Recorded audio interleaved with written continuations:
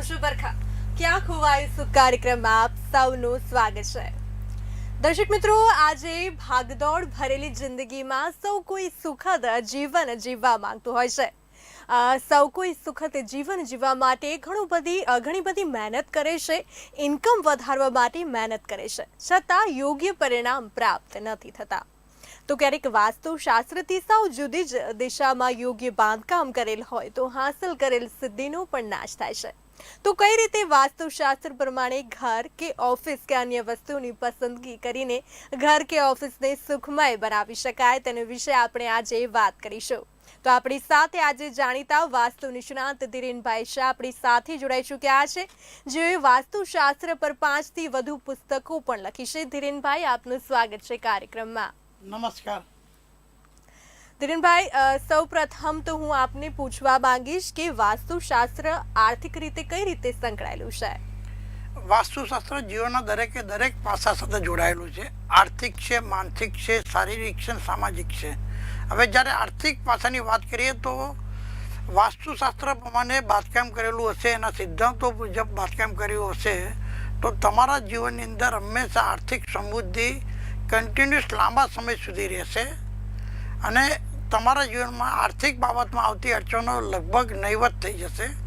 વાસ્તુશાસ્ત્રના સિદ્ધાંતો મુજબ તમારા રેસિડન્સની અંદર ઈશાન દિશા, અગ્નિ દિશા, ઉત્તર દિશા, દક્ષિણ દિશાનું વાસ્તુ જેટલું પરફેક્ટ હશે અને સારામાં સારું હશે એટલું સારામાં સારું રિઝલ્ટ લઈ શકાશે.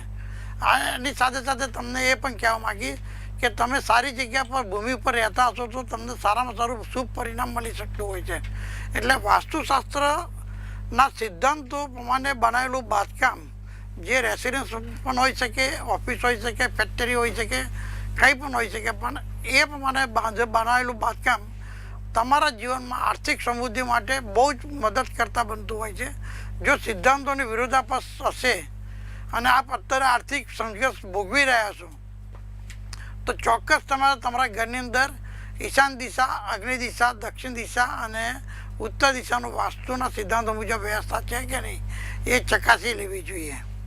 જી ધીરેનભાઈ, જે રીતે આપણે અલગ અલગ વિષયો પર ચર્ચાઓ કરતા હોઈએ છીએ, એ પહેલા આપણે દર્શક મિત્રો સાથે પણ ચર્ચા કરી લઈએ તો તમારી વસ્તુ સંબંધિત સમસ્યાઓ જે હોય તે ઉકેલ ઈચ્છો છો તો તરત ફોન ઉઠાવો. મારા ટીવી સ્ક્રીન પર નંબર આપેલો છે અને તમારી સમસ્યાનું સમાધાન જાણો. અમારા ટીવી સ્ક્રીન પર જે નંબર આપેલો છે તેના પર આપ કોલ કરી શકો છો અને આપને મૂંઝવતા જે પ્રશ્નો છે તેના વિશે ચર્ચા કરી શકો છો અને આપને અહીંયાથી આપની સમસ્યાનું સમાધાન ચોક્કસથી મળી જશે. ધીરેનભાઈ, આપણે આપણી ચર્ચા કન્ટિન્યુ રાખીશું. હું આપને હવે પૂછવા માંગીશ કે આ જે ધંધાકીય એકમો છે, જેમ કે દુકાન છે, ઓફિસ છે, તેમાં કઈ રીતે ધંધાકીય એકમમાં વાસ્તુશાસ્ત્ર એટલે કે મદદરૂપ બની શકે? ધંધાકીય એકમ આપણા જીવનનું આર્થિક પાસા માટે બહુ મહત્વનું પરિબળ હોય છે. ધંધાકીય એકમની અંદર વાસ્તુશાસ્ત્રના સિદ્ધાંતો મુજબ ઈશાન દિશામાં, ઉત્તર દિશામાં, અગ્નિ દિશામાં અને દક્ષિણ દિશામાં જો વ્યવસ્થા પરફેક્ટ હશે, કોઈ પણ ટાઈપનો દોષ નહીં હોય તો તમારી ઓછી મહેનતે ઓછા સમયની અંદર તમે સારામાં સારી રીતે ધંધાકીય ડેવલપમેન્ટ આર્થિક રીતે કરી શકતા હોય છો. એમાં તમારે ગ્રોથ કરવો હોય તો સારામાં સારો ગ્રોથ થાય. સાથે સાથે તમારું આર્થિક નુકસાન જે થતું હોય ધંધાકીય એકમમાં એ પણ રોકાઈ જતું હોય છે. વાસ્તુશાસ્ત્રના સિદ્ધાંતો મુજબ બાંધકામ કરવું એટલે આર્થિક સમૃદ્ધિનો બેઝિક પાયો છે. એને જેટલું તમે સારામાં સારું વાસ્તુશાસ્ત્ર સિદ્ધાંતોનો અમલ કરશો એટલું તમારી આર્થિક સમૃદ્ધિ ધંધાકીય એકમમાં સારામાં સારી રહેશે. તો દર્શક મિત્રો, તમે પણ તમારી સમસ્યાનું સમાધાન અહીંથી મેળવી શકો છો અમારા ધીરેનભાઈ શાહ જોડેથી. દર્શક મિત્રો, તો કોલ કરો. અમારા ટીવી સ્ક્રીન પર નંબર આપેલું છે, અહીંયાથી જ આપને વાસ્તુલક્ષી સંજીવની પ્રાપ્ત થશે. તો ઉઠાવો ફોન અને કરો કોલ.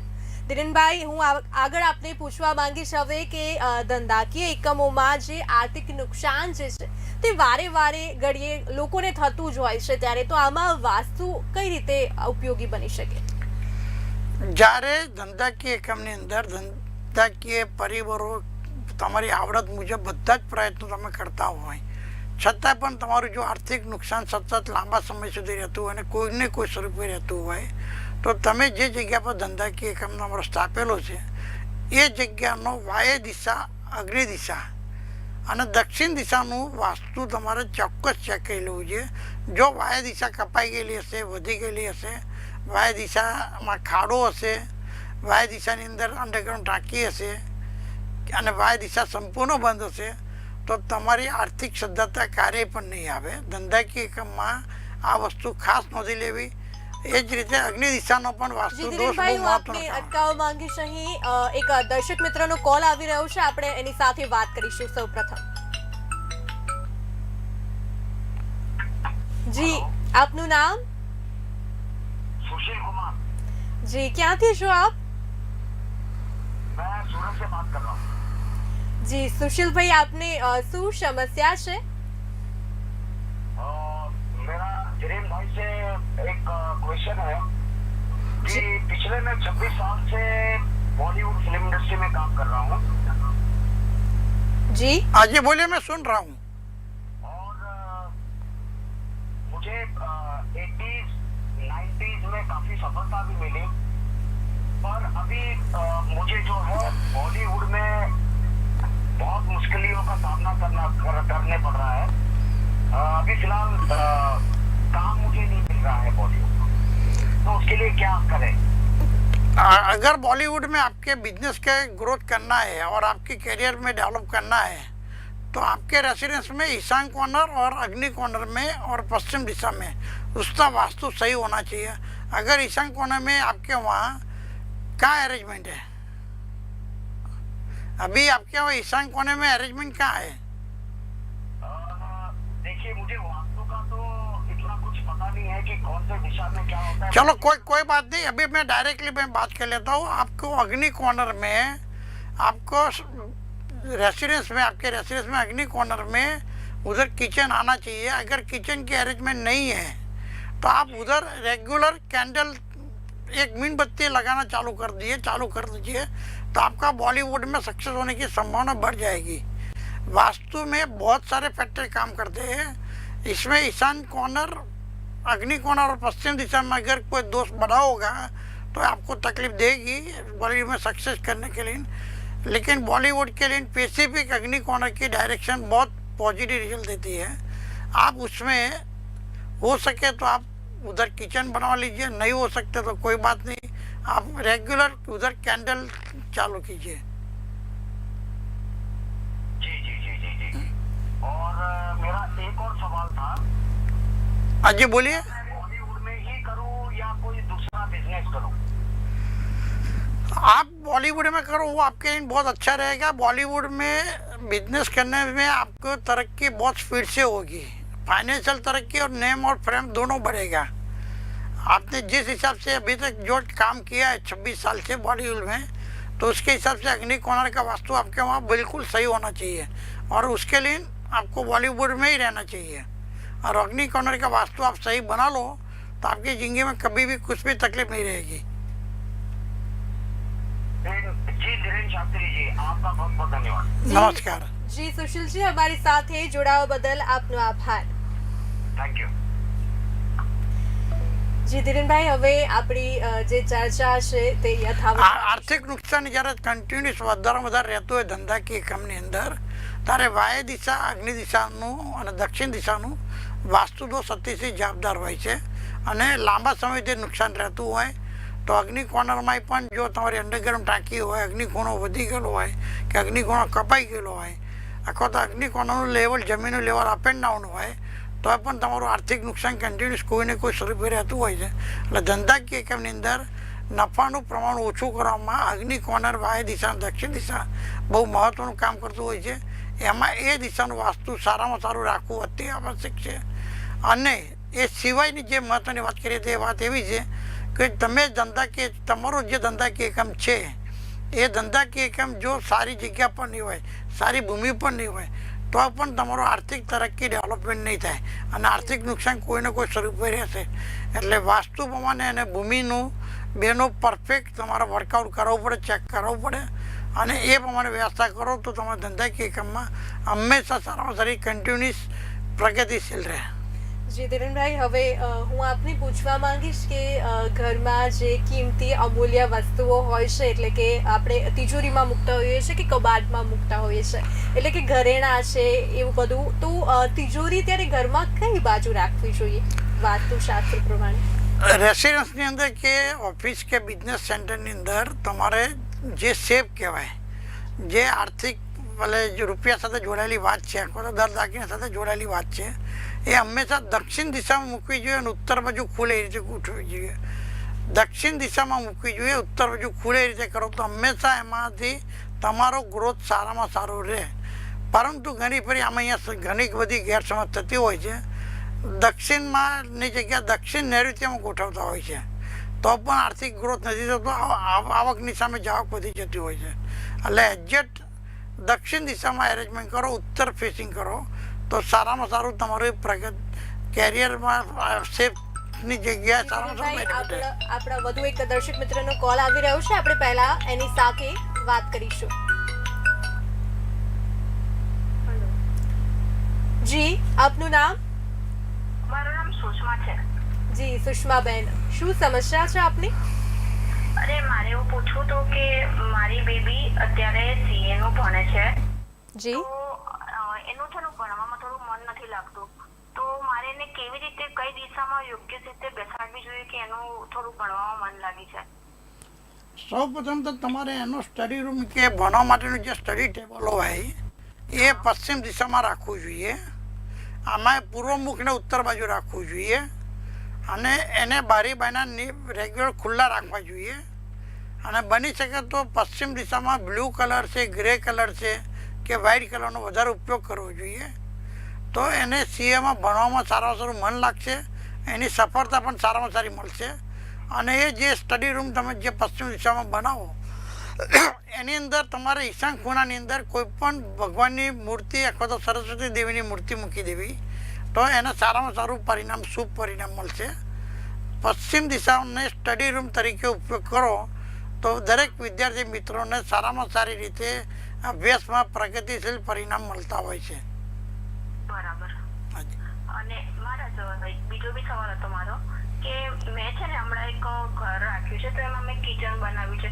તો કન્ફ્યુઝન એ વાતનું છે કે હું મારું મંદિર છે એ કઈ બાજુ સેટ કરું, કિચનમાં કે કિચનની બહાર જે ભાગ છે એની અંદર સેટ કરું, કેવી રીતે? જ્યારે મંદિરની વાત આવે ત્યારે હંમેશા મંદિર ઈશાન દિશામાં, પૂર્વ દિશામાં, ઉત્તર દિશામાં અને મધ્ય ભાગમાં ગોઠવવું જોઈએ. કિચન તમારું જો અગ્નિ દિશામાં આવતું હોય તો એની અંદર પણ એને ઈશાન ખૂણો પકડીને પણ કિચનમાં ગોઠવી શકાય. પણ કિચનમાં ગોઠવા કરતાં મકાનનો ટોટલ જે એરિયા છે એ એરિયાની અંદર ઈશાન ખૂણામાં પૂર્વ દિશામાં, ઉત્તર દિશામાં અને ઘરના બરાબર વચ્ચેનો ભાગ, મધ્ય ભાગ હોય ત્યાં તમે મંદિરની વ્યવસ્થા કરી શકો છો. એટલે મંદિરનું મોઢું છે એ મારે એ ઘર બાજુ ભગવાનનું મુખ ઘર બાજુ રહેવું જોઈએ. ઘર બાજુ. ઓકે, બરાબર. હા, થેન્ક યુ સર. નમસ્કાર. જી સુષ્માબેન, અમારી સાથે જોડાવા બદલ આપનો આભાર.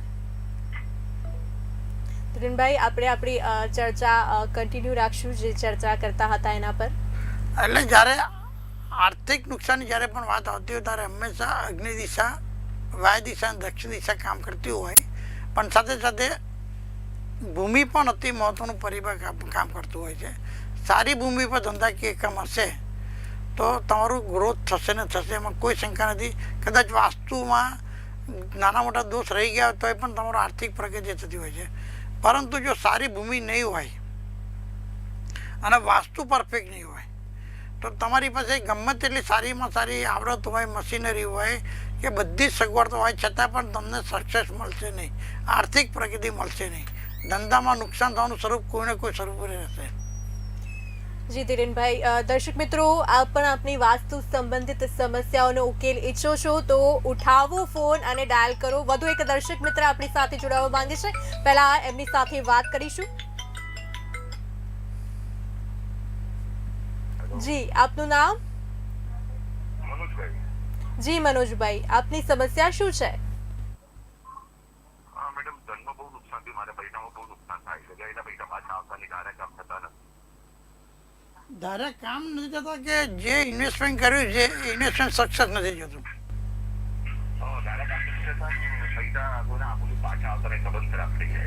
હવે તમારા મકાનની અંદર વાય દિશામાં અગ્નિ દિશામાં શું વ્યવસ્થા છે?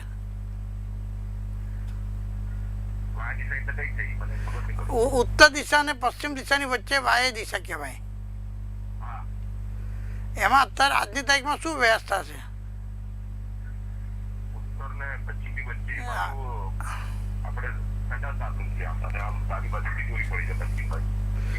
હવે વાય દિશામાં તિજોરી રખાય નહીં. વાય દિશામાં તિજોરી રાખશો તો તમારું જે હશે એ બધું ખાલી થઈ જશે, એમાં કંઈ ટકશે નહીં.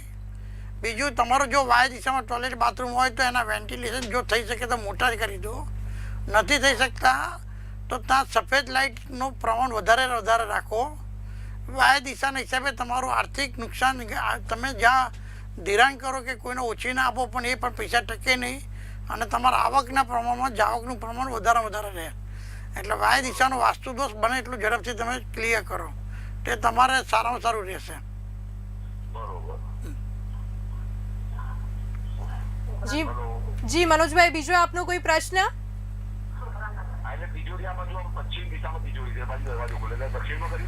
દક્ષિણમાં મૂકીને ઉત્તર બાજુ ખુલે રીતે તિજોરી કરી દો તો તમારે તો આવકનું પ્રમાણ વધી જશે. જે રોકાણ કરેલા એ પણ પૈસા પાછા આવતા થઈ જશે. હાજી. જી જી મનોજભાઈ, અમારી સાથે જોડાવા બદલ આપનો આભાર.